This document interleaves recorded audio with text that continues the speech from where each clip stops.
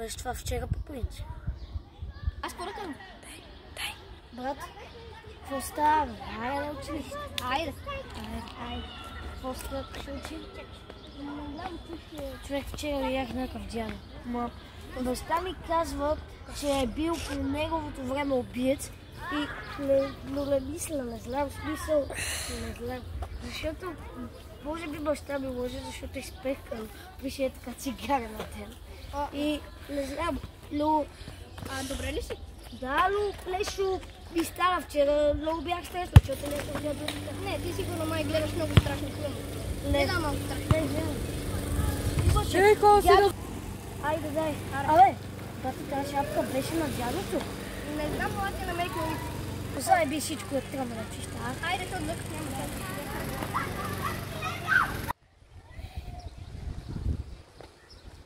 20 hours later. Няма.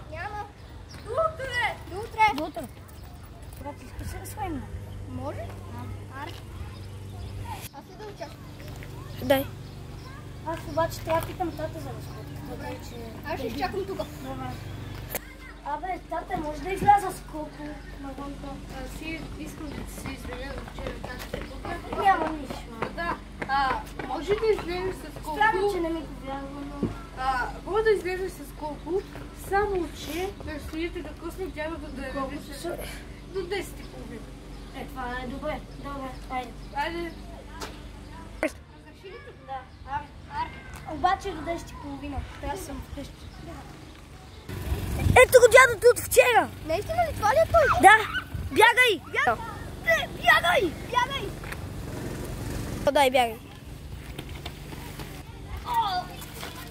О, сега ще го убия!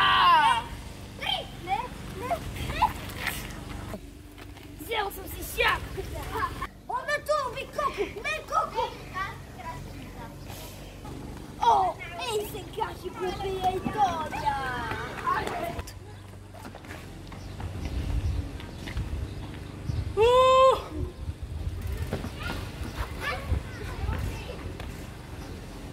20 days later.